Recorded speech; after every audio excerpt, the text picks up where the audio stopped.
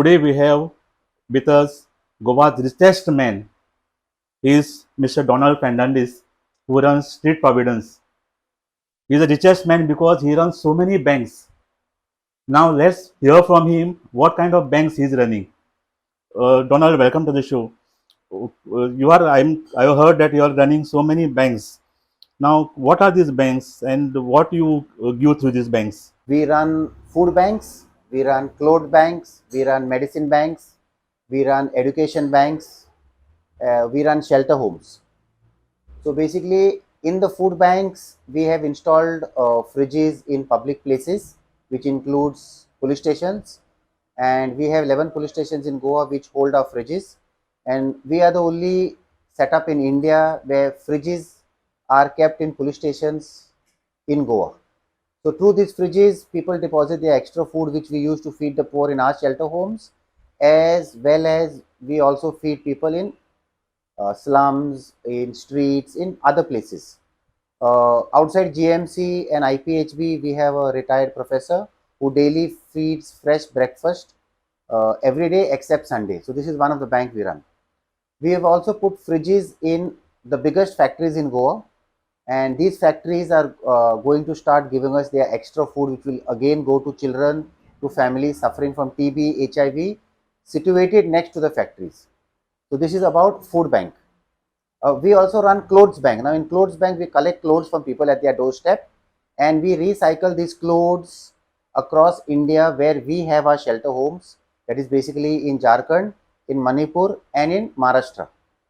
The clothes we pick up from your doorstep. There is a charge which we take to pick up the clothes because of transportation, logistics, laundry, packing, storage, and freight towards these poor people. We also run education bank where we fund students, poor students, their basic fees, which we identify through our network. We are funding students in Manipur, where our shelter homes are situated. We are funding students in Jharkhand, where our shelter home is situated.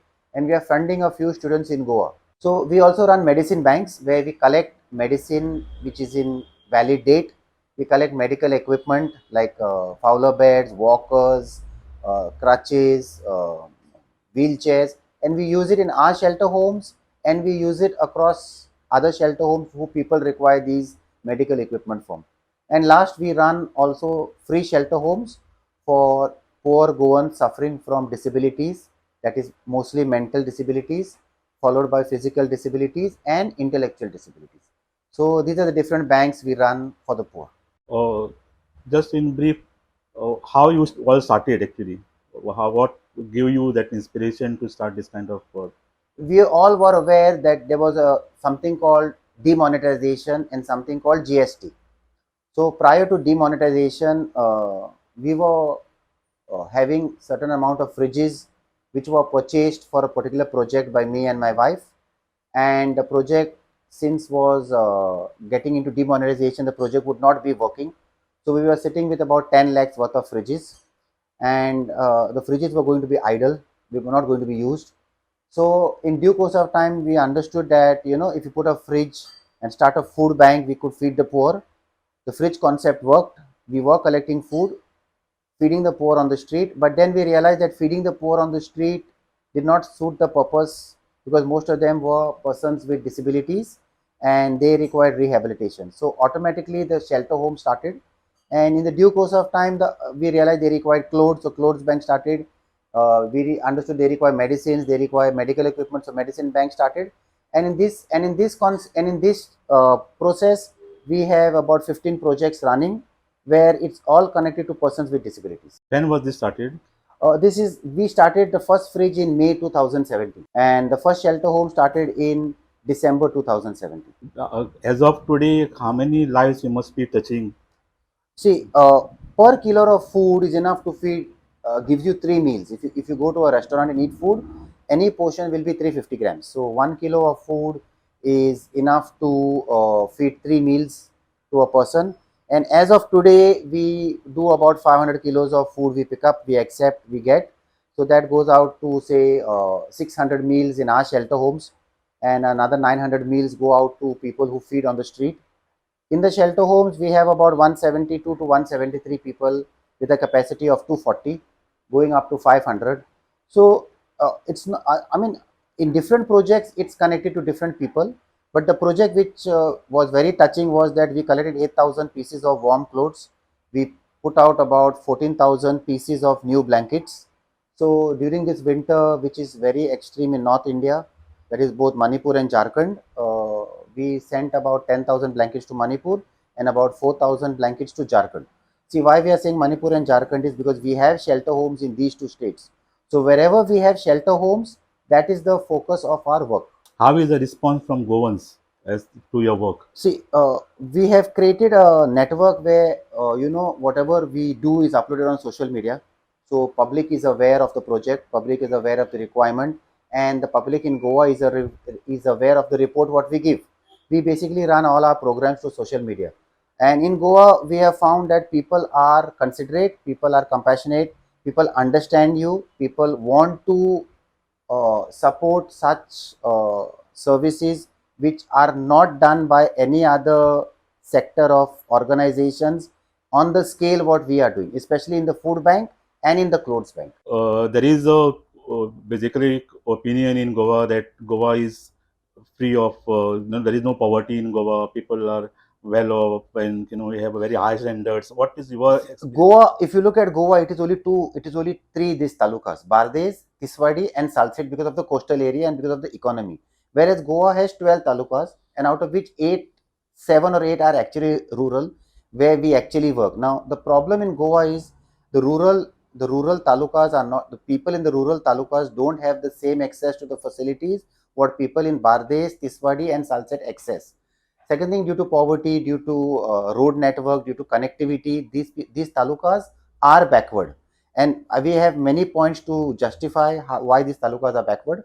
But there is poverty in Goa with regard to healthcare, with regard to nutrition, with regard to education, and in our shelter homes we have almost 75% of our inmates are Goans, of which we have 24 pairs, that is husband wife, mother daughter, brother sister, 24 pairs of these such combinations which are there because of poverty. So there is poverty in Goa.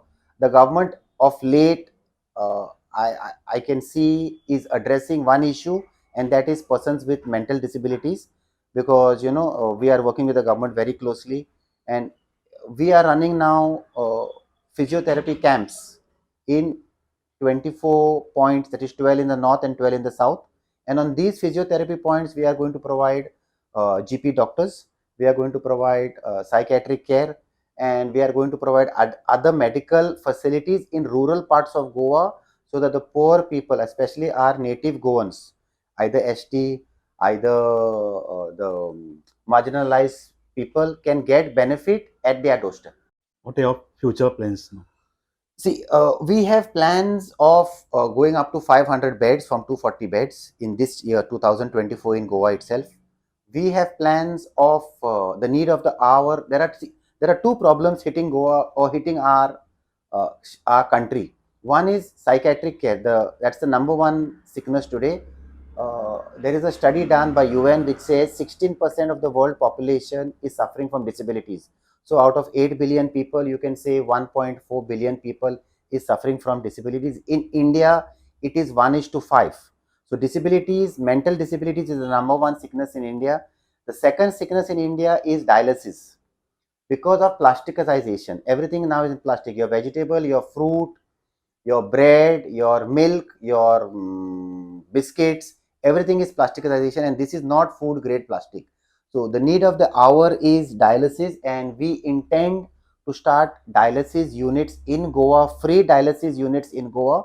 We have the machines being donated to us. We have the technical know-how being donated to us. We have the spare parts being donated to us. As an NGO, we do not need to pay custom duty if these are imported machines. As an NGO, we do not need to pay custom duty. So duty has been exempted, the cost comes down. But there is a catch, and the catch is the health department. So if the health department is looking at dialysis in interior parts of Goa, which has a huge population of people suffering from dialysis, we would like to tell the health department that we are ready to work in this field, just like we are working in physiotherapy, just like we are working in psychiatric care. We would our next plan is dialysis, free dialysis. It will be absolutely free with transportation. And if the patient is psychiatric, it will be in-house dialysis in our shelter homes, so that people who, the poor, the person with disability who's having transportation problem of going up and down, can stay in our shelter homes and take free dialysis. How is the response from the government? See, as of today, we are now 2024. We have nothing to grumble about the government. The government has been supportive to our NGO from the time we started. Oh, we must be the only NGO in the country. Again, I'm repeating, we are the only NGO in the country. I can blindly state these facts because of these reasons. First reason is we are the only NGO which has an official note from the state police working with us. We have an official note from the Director of Health Services which says that we should have these facilities. We are the only NGO in the country having all our women shelter homes funded by the Women and Child Department. In Goa, we are the only NGO having 2 physiotherapy units funded by the Social Welfare Department.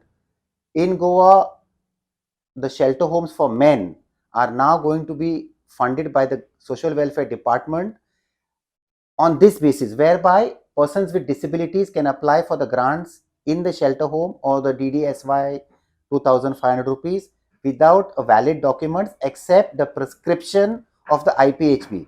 So, and there are many more departments supporting us: social, factory and boilers, civil supplies, 108. So we have no complaints where the government is concerned towards grants, towards support. It's just that the numbers are increasing and the support has to go up. Firstly, what is the message to governments? What message you would like to give? See, with the number of people turning disability, it's a kind request: sleep for 8 to 10 hours, get off your phone, try to avoid drinking alcohol, which is all contaminated. Don't do drugs, because a lot of children are in IPHB taking treatment, and once you take the synthetic drug, there is no antidote for it. Uh, uh, if you have life in you and if you have resources in you, invest it wisely in your benefit for your retirement, and also do good to the poor, so that when you grow old, that good comes back to you.